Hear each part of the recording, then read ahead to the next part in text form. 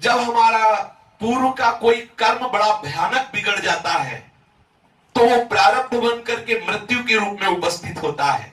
जैसे कोई गर्भ में ही मर गया, कोई बच्चापन में मर गया, कोई जवानी में मर गया।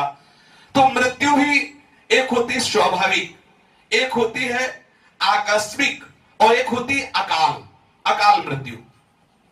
जब किसी से भयानक पाप बन जाता है, मान लो उसका प्रारब्ध है अपराध, वैष्णव अपराध और दुराचार, नाना प्रकार के पाप, तो अब वो 80 वर्ष नहीं जिएगा, अब उसको अकाल मृत्यु में मरना पड़ेगा, क्योंकि भयानक अपराध बन गया। अब देवी शक्ति उसका विनाश करेगी, उसकी बुद्धि को भ्रष्ट करके उसे मरवाएगी।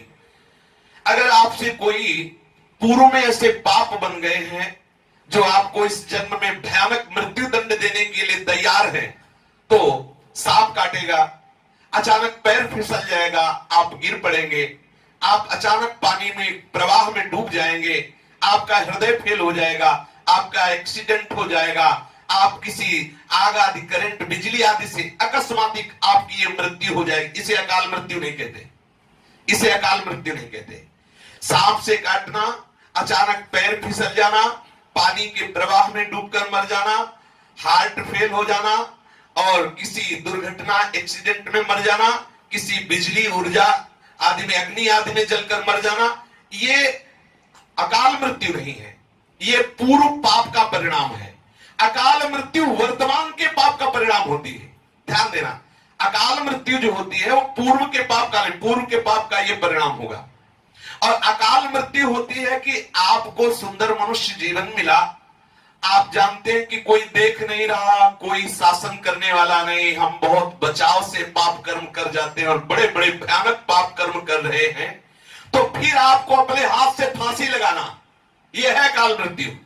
अपने हाथ से फांसी लगाकर मरना, कुएं में कूद कर मरना, रेल के नीचे जाके कट के मरना, ऊपर ऊंचाई से कूद कर मरना, जहर खा लेना और शरीर को मिट्टी का तेल आदि डाल करके आग लगा देना, ये सब अकाल मृत्यु। देखो कितना भयानक दंड उस कर्म का उसको इसी। और ये ऐसा नहीं कि आपको 50 वर्ष जीना है तो 50वें वर्ष में ही जाके करेंगे, नहीं। यदि आपसे भयानक अपराध बन रहा है तो आपको बहुत शीघ्र अकाल मृत्यु स्वीकार करनी हो। इसे ही अकाल मतलब पूरा समय ना होने पर भी आपको मरना पड़ेगा, क्योंकि आप प्रकृति में बहुत दुराचार कर रहे हैं।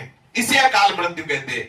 किसी का एक्सीडेंट हो जाना, सांप काट लेना, बिजली से मर जाना, या हार्ट फेल हो जाना, या पैर फिसल करके मर जाना, या पानी प्रवाह में मर जाना, ये आकस्मिक मृत्यु है पूर्व पाप के कारण, उसे अकाल मृत्यु नहीं कहते। नहीं तो जैसे पूज्य श्री मामा जी दुर्घटना में, एक्सीडेंट में पधार गए, तो क्या उनकी अकाल मृत्यु हुई? क्या ये पूर्व का संयोग ऐसा था, वो हो गया। अकाल मृत्यु वर्तमान के पापी को होती है। वर्तमान में जो भयानक अपराध कर देता है वो स्वयं फांसी लगा के मरता है, स्वयं कुएं में कूद कर मरता है, गाड़ी के नीचे आ जाकर कटता है, ऊपर ऊंचाई से कूदता है, जहर खा लेता है, तेल डाल के शरीर में आग लगा लेता है, ये सब अकाल मृत्यु है।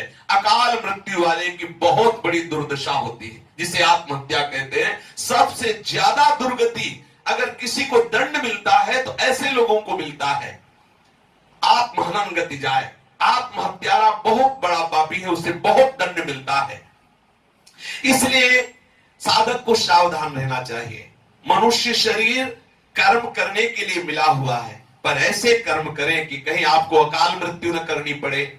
ऐसे कर्म न बन जाए जो हमें ऐसा बांध दे कि अब हमारी बुद्धि काम न करे, हमारी कोई भी सोच। ऐसे ऐसे फसाव वाले कर्म की फांस देते हैं, बस हाय हाय मच जाता है। अब क्या, अब एक ही उपाय, जहर खा लो, दूसरा कोई उपाय नहीं। अब एक ही उपाय है कि आप फांसी लगा लो, दूसरा कोई उपाय। ये कर्म आके उसको घेर लेता है। कर्म बड़ा बलवान है। कई बार देखा जाता है कि कोई आत्महत्या करने की चेष्टा करता है लेकिन वो बच जाता है।